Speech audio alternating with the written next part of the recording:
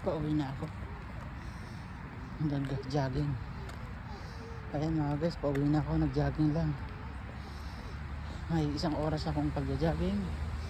Ngayon, pauwi na rin. Mga po. Ito pinakang malaking park to dito sa Tel Aviv. Yan o, ang dami nag-jogging dito. Mga bata. Oh. Ayan o. Oh. Laking park.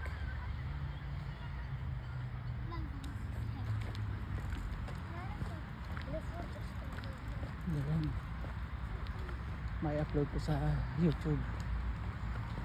Kaya lang nakatindig. Gupang ko na lang, i-edit ko na lang. Para habang pauwi ako, magbibideo ako. Para hindi masayang yung, para may pang-upload ako kay YouTube kasi may buwan akong hindi nakaka-upload. Panoorin ito mga guys, itong aking upload dito sa aking part-time, nakakalabas sa gabi, sa hapon para mag-jogging. Ay, kailangan makalabas din pag may time kasi stress pag sa bahay, pag lagi nakakulong. At habang pauwi ako, magbibideo ako.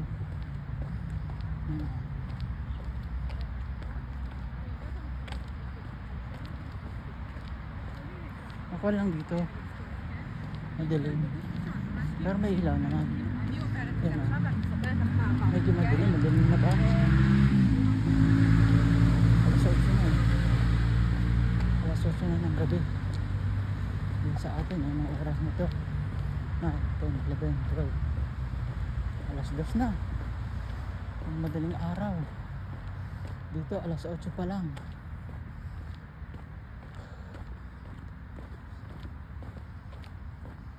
Oo nga, alas 2 ng madaling araw. Grabe. 6 hours ang pagitan. 6 hours ba 5 hours ngayon? O alauna. Pagpalagay na alauna. Yan. Alauna nga. 5 hours lang pag summer. Summer time ngayon. Pag winter yata ang 6 hours. Nalimutan ko na. Pati oras, nalilimutan ko na. Ay, naku. Matanda na mga guys. Ay, makakalimutin na. Dito na ang exit ng papunta sa bahay. Exit na to. Ibig sabihin yun nakakangyan sa board na yan. Exit. Tapos dito sa labas may entrance. Yan ang entrance. Hindi ako marunong magbasa ng Hebrew eh. Basta yung exit, palabas. Ang paloob ay entrance. Yun lang yun. Diba? Comment lang kayo dyan mga guys. Tama ba ako mali? Bahabaan ko to hanggang sa makarating ako sa bahay. Makakuha din ito mga 5 minutes na lakad. Kung bike sana madali lang, kaso ayaw kong mag-bike. Gusto ko talaga makapag-jogging kasi nasanay ako dun sa last kong pinagriliban, nagja-jogging gabi-gabi. Eh wala nang problema ngayon kasi naihiga ko na si Lolo. Pagdating ko babawan uli yun. Kumain na siya ng dinner, kaya ako hindi pa nakakain ng dinner. Pagdating ko na lang kakain ako ng dinner.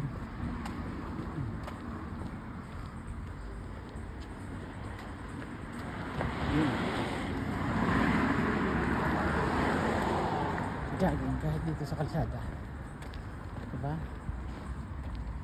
Nakapa na nga, madilim na. Ayan o. Dito mga guys, uulitin ko, ceasefire na dito, tahimik na sa Israel. At sana nga po magtuloy-tuloy ang katahimikan to. Back to normal na uli. Kasi pag yung laging bomba ng bombahan. Grabe. Oo. Kung minsan nakakukuha ka din, naabot ka rin ng kaba. May kaba din siyempre kahit paano. Oo. kahit may shelter dun sa bahay, ay sa lalaki ng mga ballistic missiles ngayon nakuhan. Ano ba yun? Ay kakabahan ka talaga. Hagil talaga.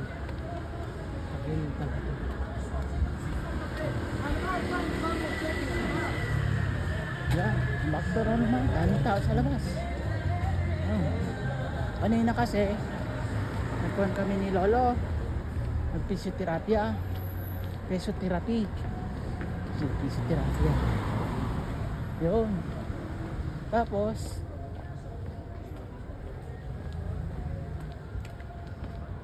Tapos sa next week sa Tuesday kuhan niya swimming. Mayaman to si Lolo, kompleto ng kuhan, ano ba to, mga activities niya. Oo, dito lang ang kanya. Kaya lang yung kalahating katawan niya paralyzed na. Ilang buwan sa kanya, kaya nangailangan ng caregiver. Ang caregiver dito niya ay Uzbekistan. Bait siya. Lagi nang usap kami araw-araw. At gusto din makausap ng matanda. Kaya ako na lang natawag sa kanya pag ako'y may time. Lagi namang may time din eh.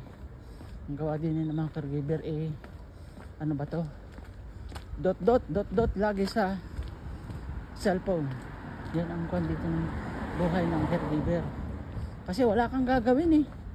Oh, nakabantay ka kay Lolo. Mapera na lang pag naglalakad siya, mag-therapy. Yun ang pinaka-therapy niya, maglakad. Ilakad siya. Araw-araw yun. Pero sa tanghali lang at sa hapon, mga bandang alas 11 hanggang alas 12, isang oras lang yun. Pauli-uli lang kami doon, pero 4 na beses lang. Bali 8 times a day, sa umaga at saka sa hapon. Konti lang, umiikot lang kami doon sa kanilang salon, sa sala.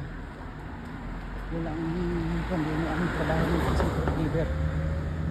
Si Lola naman lagi nakaupo at medyo hindi rin maganda ang ni Lola kasi boryo man. Palibas sa bago pa lang ako, hindi pa kami magkasundo. May galing alam namin ngayon, tanda. Kaya pakikibagay na lang, pakikitungo. Walang pakitunguhan mo sila, ayusin ang mga kwan mo. Yun lang ang trabaho dito ng isang caregiver. Walang kabisaduhin mga ugali nila. Yun. Si Lola naman hindi kailangan ng isang caregiver, si Lolo lang. Kasi malakas pa si Lola. Alzheimer lang si Lola. Paulit-ulit na lang tatanong kung nakakain na, kung nakakain na yung asawa niya. Yun lang. Paulit-ulit yun, maghapon na lang yun. Papalit-ulitin ka. Ayan ang trabaho dito na isang caregiver. Mahabang pasensya. Ito hanggang sa anin. Yan, may kuha na siya. May ano ito,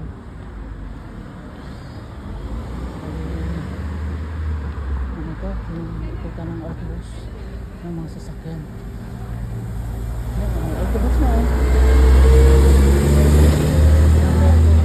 hindi ko lang alam kung papuntang kuwan, taka na kuwan ang number. Ilang oras na ba? Malapit na ako sa bahay eh. Kuwan yun, private house yung kanila dito. Oh, okay, magti 10 minutes na.